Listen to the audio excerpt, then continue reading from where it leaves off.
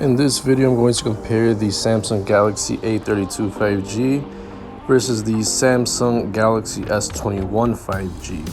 Which phone should you buy? Let's take a look. So both of these phones are on the opposite ends of the phone spectrum.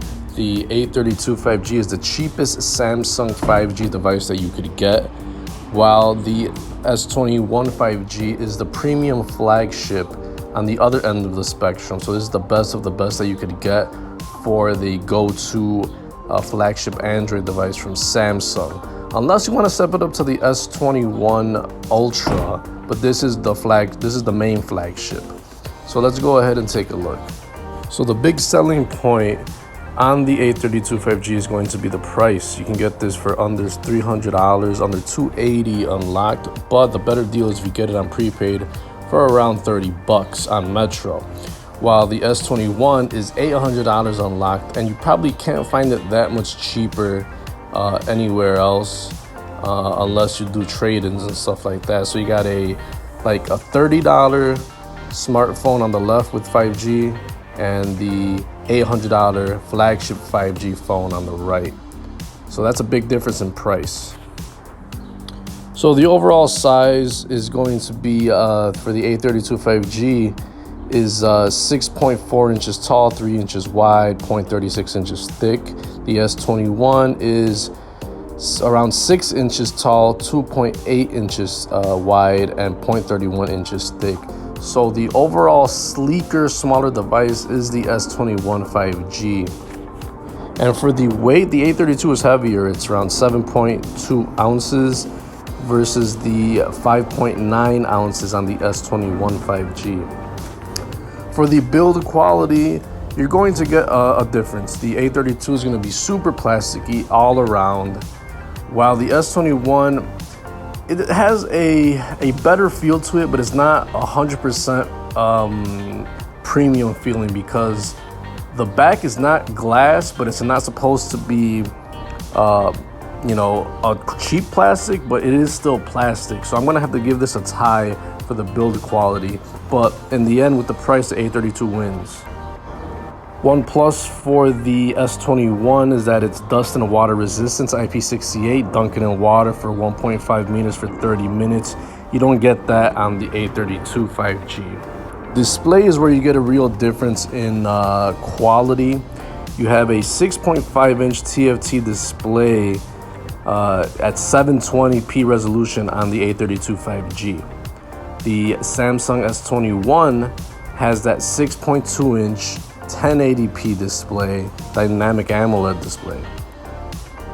So you got 270 ppi on the A32 5G and 421 ppi on the S21 5G. So you got the better screen and a little bit smaller screen on the S21. When it comes to the software, this is where they really share a lot in common, for sure. They're both running Android 11. They're both running Samsung One UI, so it's very customizable. This is where these phones are so similar because there's a difference of around, $700 between these devices, but they're gonna feel almost the same because of that software. Apart from build quality and certain things that are more flagship on the S21, the software usually is going to be the same 99% of the time. You won't feel a big difference between these. Now, when it comes to updates, Samsung is doing better to try to update devices for more years, but it's safe to say that the S21 will get probably more updates than the A32 5G, but Samsung could surprise us. Well, the chipset definitely is going to be a big difference. You got a MediaTek processor in the A32 5G, and you got the top-of-the-line Snapdragon 888 on the S21. Now, I'm not going to lie to you, you got the better, faster chipset in the S21. It's going to run pretty much every app in the App Store, no problem. But it's not to say that the A32 won't run a lot of the apps with that MediaTek processor. It might be a tick slow. It might not be as powerful to run the most heavy, intensive gaming apps or video editing and stuff like that, but 99% of the apps will work, like, your usual suspects: YouTube, WhatsApp, Spotify, browsing the web, Netflix, any of that type of stuff will work just fine. It just will be a little bit slower than the S21. Now we have a big difference here. Now we're going to the internal storage. So you have 64 gigs on the A32 5G, while you have 128 gigs on the S21. Big difference, right? Well, 64 gigs is pretty good, especially for the price on the A32 5G. 128 is impressive on the S21, but the big difference is that the A32 has that SD card slot, so you could infinitely add more storage, more than 128 gigs for not a lot of money if you choose to do so. So there's an advantage on the A32. With the money that you're saving on the phone, you could stock up on storage with the SD card. Now for the RAM, the A32 has 4 gigs of RAM, which is pretty good at that price. It's very good for running all your apps, no problem. 8 gigs of RAM in the S21 is pretty good as well, but it's a little bit overkill for most people. So I'm going to have to give this a tie, really, on the RAM department, because you're not going to see the differences unless you're running millions of apps in the background. Now, talking about the camera, you have a quad camera on the A32 5G, 48 megapixel main, 8 megapixel ultra wide, 5 megapixel macro, 2 megapixel depth. You also have a triple camera on the S21 5G, 12 megapixel main, 64 megapixel telephoto, and 12 megapixel ultra wide. So you have an extra camera on the A32. Interesting. That's the $30 super cheap phone price, but you have an extra camera. The S21 has an overall better camera setup, but I think for most people, especially for the money, you're gonna get more bang out of your buck on the A32. For that price and that camera setup is not bad at all. Most people, as long as you're in the right lighting, you're outside, you should take some very impressive photos to the eye. But if you're if you're a person that's really into video and photography, you're gonna have to roll with the S21 5G setup. It's the best in class, but the A32 is not gonna be terrible, let me tell you. Video on these devices as follows. You got 4K on the A32 for that price. That's awesome. You got 8K on the S21, which is pretty good for that price. But I think for most people, they'll be satisfied with the 4K. For the selfie, you got a 13 megapixel shooter on the A32. The S21 has a 10 megapixel shooter. You got 1080p video resolution on A32. You got 4K on the S21. Same story. You're going to be getting pretty good pictures and videos off the selfie camera on both of these devices. But if you really care about it, down to getting the best pictures and videos for the selfie, the S21 wins. Bonus on the A32 5G with a headphone jack. The S21 does not have that, so you're getting an extra bonus feature on the $30 device. That means you can still hook up your headphones, your mic, or your aux cord to listen to music in your car, for example.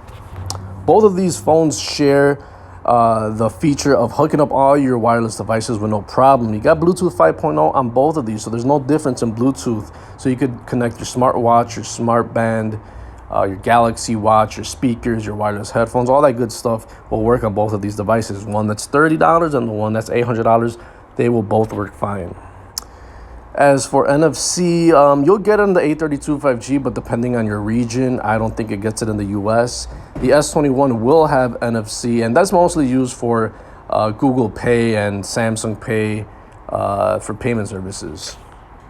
Although Samsung did take away the magnetic stripe feature where it mimics a credit card stripe, so they took that feature out. So these devices are more on par with each other. So they're both rocking USB Type-C. There's no surprise there. Very standard ports.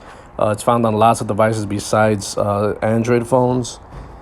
And moving on to unlocking your device and security, they both have fingerprint readers. The A32 has it on the side. The S21 has it under the display. Well, that one's the S21 having the under the display fingerprint reader is pretty cool, but both of these fingerprint readers do the job by unlocking your device.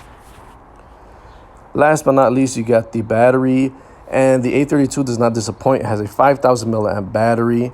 S21 has a 4,000 milliamp battery. So the $30 phone with the win on the 5,000 massive size battery that'll last you all day. The 4,000 milliamp is very disappointing on the $800 device, and it probably won't last you all day.